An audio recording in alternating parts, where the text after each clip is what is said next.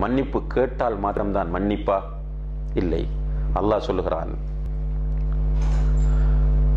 அதாவது ஃபமன் அஃபா வ அஸ்லஹ ஃபஅஜ்ருஹு அலல்லாஹ். நமக்கு யாராவது அநீதி இழைத்து அவன் நம்மிடம் மன்னிப்பு கேட்காமல் இருக்கும்போது அவனை நாம் மன்னித்து விட்டால் அவனுக்குரிய கூலி அல்லாஹ்விடத்தில் அளவிட முடியாத அளவு இருக்கிறது என்று குர்ஆனில் அல்லாஹ் சொல்லுகிறார். கண்ணியத்திற்குரிய சகோதர சகோதரிகளே, ஒரு நாள் இமாம் ஹசனுல் பஸ்ரி ரஹிமஹுல்லாஹ் அவர்கள் இரவு தொழுகையில் ஈடுபட்டு பிரார்த்தனை செய்து கொண்டிருக்கிறார்கள். பக்கத்தில் ஒருவர் உட்கார்ந்திருக்கிறார்.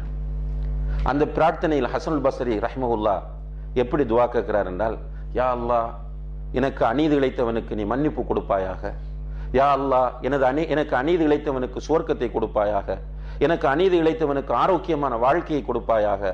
எனக்கு அநீதி இழைத்தவனுடைய கஷ்டங்களை எல்லாம் போக்கி விடுவாயாக. எனக்கு அநீதி இழைத்தவனை நிம்மதியாக வாழ வைப்பாயாக என்று இவர் அநீதி இழைத்தவனுக்காகவே துஆ செய்து கொண்டிருக்கிறார். பக்கத்தில் இருந்த மனிதர் துஆ முடிந்ததற்கு பிறகு கேட்டார், என்ன நடந்த இமாம்? நான் நீங்கள் துஆ கேட்கும் வரைக்கும் என்ன நினைத்துக் கொண்டிருந்தேன் தெரியுமா? நானும் உங்களுக்கு அநீதி இழைத்து இருக்க கூடாதா என்று நினைத்தேன். அந்த அளவுக்கு நீங்கள் துஆ கேட்டீர்கள்.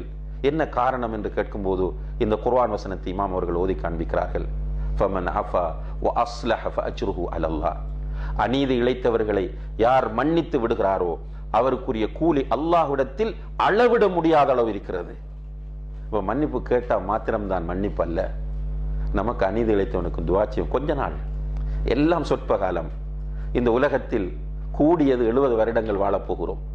அப்படி வாழ்ந்தால் கூடியது 70 வருடங்கள் வாழப்போகிறோம். அந்த 70 வருடத்திற்குள்ள இதெல்லாம் பெரிய ஒரு பொருட்டா எடுக்காம மன்னிப்பு, அவர்களுக்காக பிரார்த்தனை, யாராவது வந்து மன்னிப்பு கேட்டால் தாராளமாக மன்னிப்பது, விட்டு கொடுப்பது என்ற நிலையில் இருக்க வேண்டும். இதுதான் தக்வா உள்ள மனிதர்களுக்குரிய பண்பாக இருந்து கொண்டிருக்கிறது.